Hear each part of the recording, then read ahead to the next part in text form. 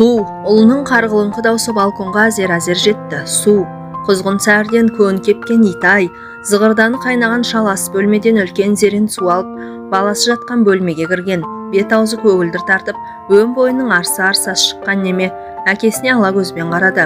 Я же просил жаныма су әкеліп қой деп. Мынаны не тауысып тастағансың ба? Шал төсек жанында тұрған шәугімнің қақпағын ашты. Bir түнде жалко что ли, баласы зерендегі суды қылқ-қылқ жұтып алды. Как там насчет бубипке? Бір-екі рет ұрттам ғана, давай сюда.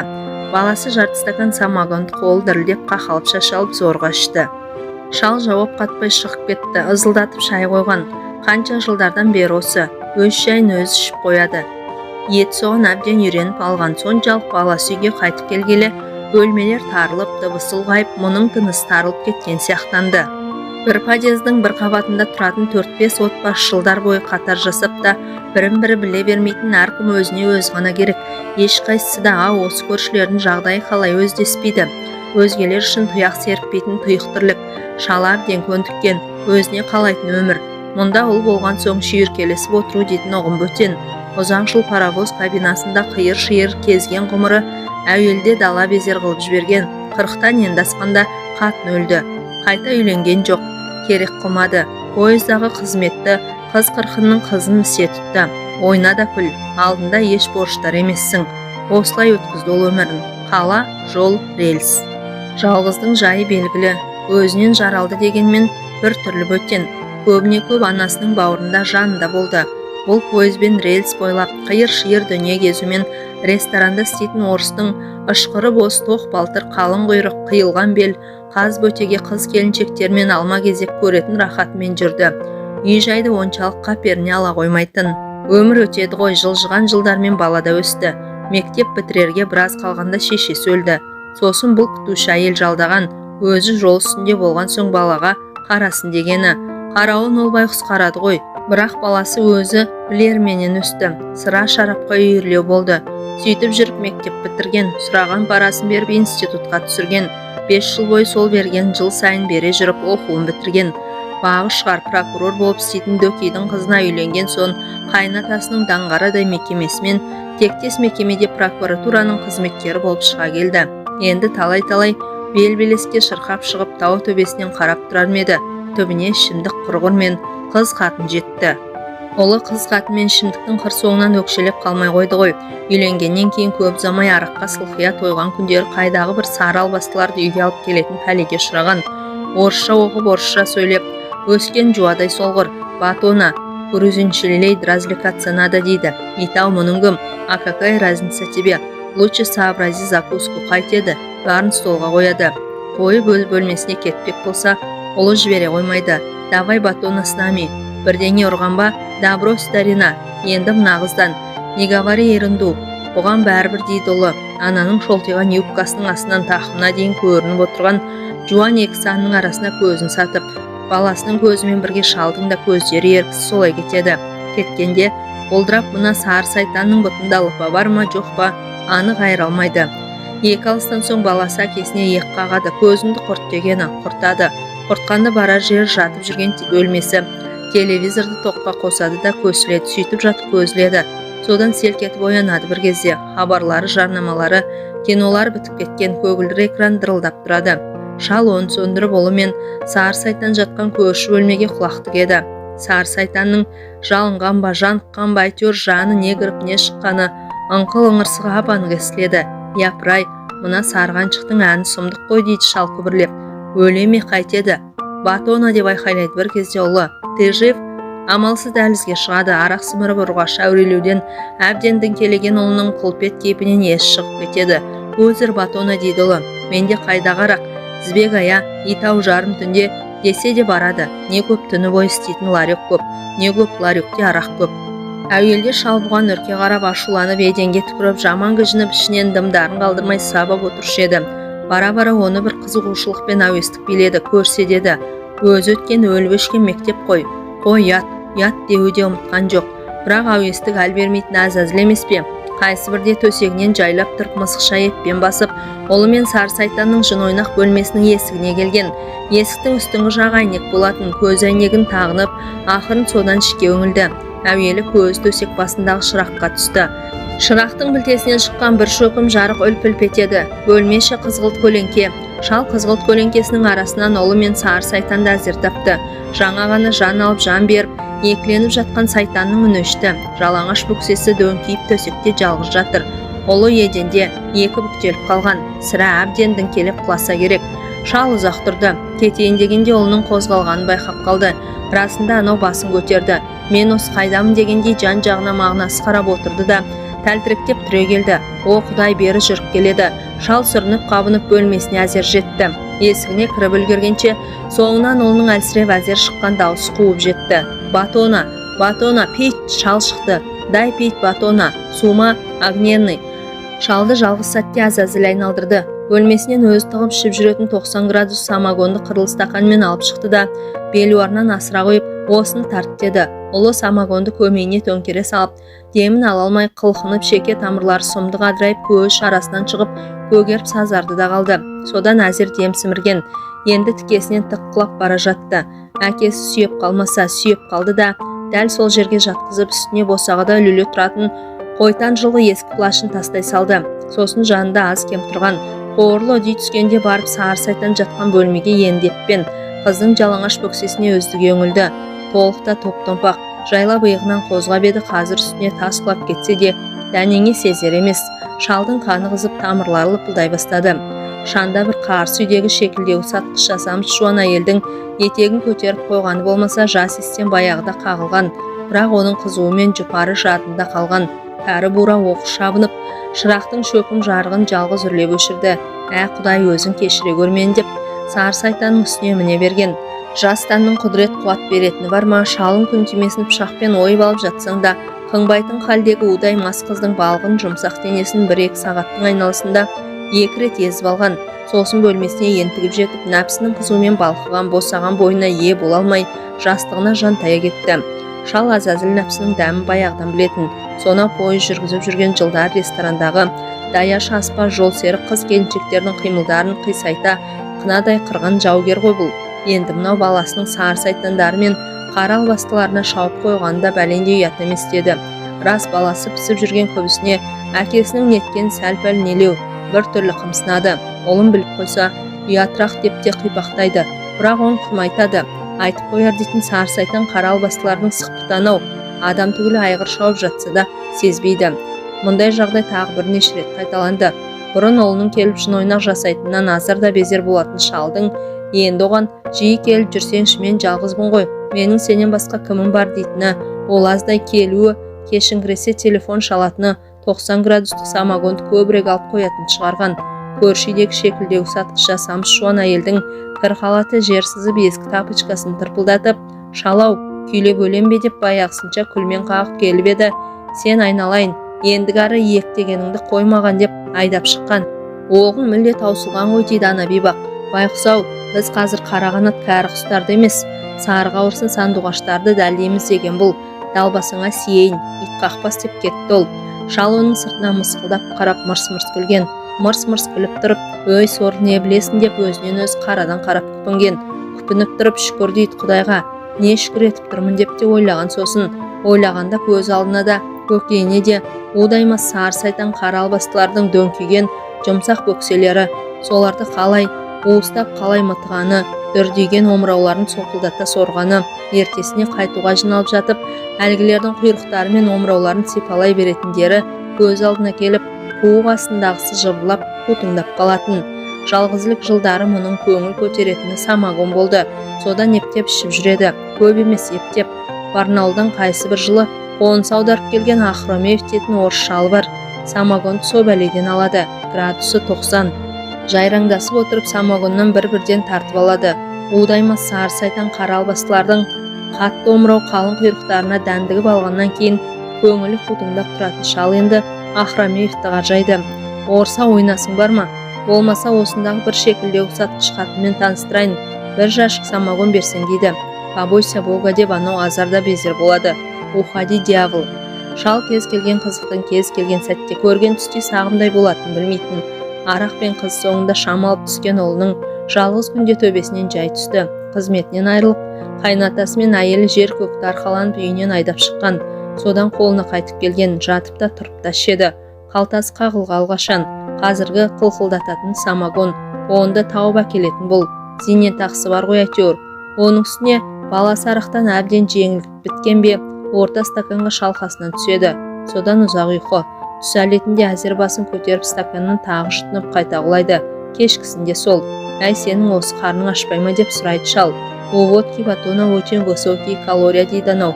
Өңезденіп кеткен тілінің ұшы екі езуінен кезек-кезек жылт-жылт етіп. Кей күндер ұлының қалт-құлт басып балконға шығатыны бар. Темекі талын бірінен кейін бірін сорып, үнсіз аққа отырады. Көріп-тақ еді, енді 40-қа жетпей мыж-мыж, тік бойы еңкіш тартып, қолдарының терілері кеберіп, әр жері ақтаңдатты. Енді не істейсің деп сұрайды шал. Жата беремісің өстіп, налей батона, құлап қаласың ғой, умереть па. Ой, оның не? А разве ты этого не хочешь? Хочешь, қой ары. Жалғыз қалып, ты вот так всю жизнь одинокий. Осы жасына келгенше бойында мен тек өзім деген адамға бұласы ауыр тиген, ашы-аза дәрменсіздік, лағнет, өкпе өлердей жеп көру бәрі көзі көмейі қолқасына түгел кептеліп, шерменде көңіл зеңгіреп атсын кеп, осынау азаптар енді жатса тұрса соңынан қалмай, күндіз күрсініп түнде күңіренетін болған. Мынау 3 бөлмелі үй тола жиһаздар, тіпті аяқ табақтарға дейін енді өзінікі болмайтынына өкінетін де міне шығарды. Ол ұлынан бәрін, тіпті өмірді де қызғанатын секілденді. Өзінен өзі қорқа бастаған. Нелер сұмдық ойлардың шырмауында қалды. Соның ішінде ұлынан құтылу, ойында пайда болған осыны ойына алудың өзіне өзі сұмдық үрей еді. Ұлы шалға маза беруді қойған, еңсесін шанда бір көтерген кездерінде көр жерді күйітіп қанын ішті. Шешесінің жасына жетпей өлгенде, мұның ішімдікте мектепте жүріп-ақ үйір болғанына да, келінің осы үйде келіп тұрмағанына да осы кінәлі. Кімге барып не айтады, ағайын туыс жоқ, дос-жаран жоқ, тырп-тырп басып келіп үйлерінің алдындағы көлеңкеде, осылардың подъездінде пойызда жолсерік болып істейтін 2 жас тайлақпен нырбалаңдап отырып, көк ботқа бет, боқ қарын участковойдан жайлап сыр тартып еді. Ол былай, шырағым, елде бір туыс бар еді. Соның жалғыз ұлы бар, маскүнем, басбұзар так. Сол енді шалды қорлап ұрып өлтіремін деп қорқытатын көрінеді. Так дегенде не шаруа істеуге болады, соған заңға беру керек. Әрі қарай заң тексереді. Әуел қамап, содан соң тексереме неме? Жоқ, әуел тексеріп бәрі расталса, содан кейін ғана қамайды. Неге керісінше емес, сен заңға беріп қойыпсың да, ол ит әкесін өлтіріп қойса ше. Ақсақал, сіз мені тергеймісіз? Заң жаңағыда, енді не керек? Заңның тәртібімен ұшпаққа шыға алмай қоймасын білген шал, ұлын қалайда құтылудың шығына жете алмай, ұзынды кеш, өкпес қабынып, өзегі өртеніп, өлі мен тірінің арасында мең-зең дел салып болып омалып отырды. Таяуда ғана бұл қаперіне алмаған жағдай болды. Түс әлетеді. Ұлы сол ертеңгі жарты стакан самогоннан кейін өлі тіріде жатқан. Есіктің қоңырау безілдеп қоймаған соң барып, әуелі көз ойықтан өңілсе, өзі бірде өкпесі өшкенше өңмеңдеген қара албасының бірі тұр, ашты. Привет, старик, ешкөр, Ерик дома? Дома болғанда тұра алса, мас, наверное. Да, пусть. Собственно говоря, я пришла к тебе, Аташка. Маған, я саған. Нағыл деп, срочно 5000 теңге керек. 5000 теңге? Не деп берем оны саған? Не деп берем? А, ты не любишь? Думаешь, мен білмейді? Сын, потом отец. Ты, Аташка, ой-ой, даже невозможно поверить. Какой ты сексуальный гигант. Мынағаншық біліп жатқан екен ғой деп ойлады шал. Іштей бір түрлі секемденіп, құдайдың ұрғанай. Так что, дорогой гигант, гони деньги. А то Ерикті қазір оятып, во всем расскажу. Как сойдет? Жа-жа деп шал елпілдеп кетті. Екі көз олы жатқан бөлме жақта. Қазір енді нетелік? Өзің өтші былай балконға. Давно бы так деп, қара сан жарқылдаған қара албасты қиқан-қиқан басып айтқан істеген. Сен осында тыныш-қана отыр деп, шал сол елпеңдеген қалып тым баяу сөйлеп, мен қазір келем. А ты куда? Айтқаныңды әкелмеймін бе? Только скорей. Шал қалтаңдап шекілдеу сатып отыратын баяғы жасамыш жуан әйелді бетке алған. Әрі қарай еңкейіп әлденесін түртпектеп жатыр екен. Иттің қалың құйрығының ені сала құлаш. Мынау сұмдық қой дегенде қара тілінен қан тамып тұратын беткі пәлекет. Оған таң қалмай-ақ қойыңдар. Көрінген еркек көтендей жалпы айтып жіберген деп қарқ-қарқ қарап тұрады. Жайшылық па, елге қарап тоңқайып деген бұл таяп келіп әзіл деген түрі. Саған қарай жел жіберіп тұрмын деді, қолма-қол қолтығына су сеуіп сөйлейтін пәлекет. Шал осып жауап қайтарға шақ қалып өйтпеді, ісі түсіп тұрғанда. Оның үстіне ана жолы сарқаны сандуғаштарды дәлдеп жүрміз деп мәселін қайтарып жіберген тағы бар. Иә, жол болсын деді әйел. Қайда жайылып барасың? Өзіңе қарай да. Қойшей рас па? Анада артық кеттім. Кетсең не қыл дейсің? Кешір деймін де. Есі бар еркек кешірімді олай сұрамайды. Енді қалай? Айтсаңшы өзің. Өкпе төсекте тарқайды көрші. Шалдың денесі мұздап қоя берді. Уыздар, сай-сайтандар мен қара албастылардан кейін мынаған, бірақ амал қанша. Менің де ындыным құрып тұрған жоқ па? Міне иманым деші. Иманға сенесің бе, маған сенесің бе? Онда деп жуан әйел жайраң етті. Әуел деді шал. Маған 5000 теңге беріп тұрсаң, неге? Не деп? Қарызға әрине, балаға апарып беремін деп көзді ашып жұмғанша пәтерінде боламын. Қағып сілкіп төсек жайлай бересің. Қайдам деп анау қылмыңдап тұр. Ақша берсе де жанында еш еркек жата қоймайтын байқұс ұрғаштың оған өлер дейдің келіп тұрғанын шал білді. Уақытты бекер оздырмайық та. Қашан қайтарасың? 11-дегі пенсиядан. Дәл қазір келетінің шын ба? Келмей, бірдеңе ұрып па? Дегенмен куәлігіңді беріп қой. Сенбеймісің? Куәлігіңе сенем. Қара албасты балконда темекісін бұрқыратып отыр екен. Мұны көріп орнынан тұрды. Принес мә. Қыз санап алды. Ерику привет передашь. Қой айналайын. Запомни, Аташка, при необходимости я приду к тебе за деньгами. Шал әлдене де айыпта үлгерген жоқ. Қасы көз қылмыңдатып, мұның ауын алақанмен қаққыштап, айда бессмертный гигант пока деп шығып жүре берген. Содан бері оп әлекет есіктен әне-міне кіріп келетін Зәре құтыға алмайды. Кім қашан келсе де қалтасынан тесіп тұратын 5000 теңгесі қайсы? Қара албасты ал мынау өзі өліп өшіп әурелеген 2 сары сайтандар да келіп жүрсеше, баласы естісе, білсе. Бара-бара шал самогон шүйін жиілете түскен. Бәрін ұмытайын дейді. Адам өз күнәсінен үрейленуін сұмдық екен. Жаныңда еніп алған қорқыныш қолға жүрегіңді суырып жеп, не ұйқы, не күлкі бермейді. Кешеған әлпештеген әсем дүние атқантан шыққан күн, туған ай бәрі пәтуасы бекер болып көріне берген. Бұрын соңды болмаған өкініш, опыну сезімдері 62 тамырын алма кезек буындырып, бойы бордай тоза бастаған. Шал балконнан шығып олы жатқан бөлменің есігін ашты. Самогонның күлімсейсі мүңкіп кетіпті. Төсегінде 4 аяқты рабайсыз жатқан олының өлі тірісі белгісіз. Ол ішінен шыққан шыбар жыланға әр шошына, әр өлердей жек көре қарады. Бір сұмдығы осы мезет өзге түгілі өзінде итетінен жек көріп өзінен жүрегі айнған. Қалтаңдап бөлмесіне жетіп жарты шөлмек самогоннан бір стакандайын жұтып алып төсегіне жантайды. Қанша жатқан қай кезде екенін айыра алмады. Дабырлаған адамдардың даусы ап-анық естіледі. Тек не айтып не қойып жатқандарын айырып болмайды. Не қылған адамдар? Подъезде осыншама адамның дабырлап тұруы мүмкін емес. Жердегілердің 5-ші қабатқа 5-ші қабаттағы пәтердің есігі терезесі жабық. Бөлмесінде дәл осылай таяу естілуі не ғайбыл? Телевизор ма дейін десе, ол өшіп тұр. Шалдың қолы қалтыңдап самогоннан тағы бір жұтқан. Содан бері көз алдына елес кезді. Қарсы қабырғада әлдебір адамдардың селеуеттері байқалады. Басын сілкіп көзін көгіртіп ашады. Я селеуеттер бұлдыр-бұлдыр, бірақ анық көрінеді. Оң жақта жол, тау жолы жаңбыр себелейді. Лайсаң жолдың арғы жегінде бір топ адам әрқайсысы әртүрлі өлең айтып тұр. Одан әр тау баурайына кесіп текше жол салыныпты. Текше жолдар бір алаң, сол бір алаң жолда 4 адам саат көтеріп лай кешіп төмен түсіп келеді. Саат үстінде киізге оралып ұзыннан салған сұлаба. Қайдан шыққан бөркі қоқайған біреу пайда болып, сұлабаның бас жағындағы жамылғыны көтеріп еді. Шал өзін көрді. Өзі беті қап-қара. Шал көзін жұма қойды. Япырау, бұл не бәле? Өңі ме, түсі дейін десе ояу ғой. Ой санасы орында. Сонда мынау қандай сұмдық? Кірпігін қайта көтерген, көзі қабырғада. Әне сатылы топ сол орында әлі жүріп келеді екен. Бөркі қоқайған сұрап жатыр. Бұларың кім? Білмейміз. Білетін біреу бар ма? Білмейміз. Өз қашан өліпті? Білмейміз. Шал әзер сүйретіліп тұрып қабырғаға барды. Алақанмен сипап көріп еді. Көріп жатқаны түгел із ыңғайым. Төсегіне қайта келді. Қайта келіп көзін қайта жұмып қайта ашқан. Қабырғада сол көрініс сатылы топ, сат үстінде өзінің сұлабасы. Беті қап-қара. Бағанаға әрқайсысы әртүрлі өлең айтып тұрғандары тапжылмапты. Кенет әлгілердің иықтарындағы саты шыңырауға қарай құлап кетті. Өлең айтқандар да саты көтергендер де бөрік қоқайғанда оған назар аудармады. Шал үңілген. Сонда жарлауыттың терең түкпіріндегі шалшықта жатқан өзін көрді. Өз өлігін өзі көріп тұрған байқұста зәре құт жоқ. Топырақ салмайсың ба дейді өлген өзі бұған.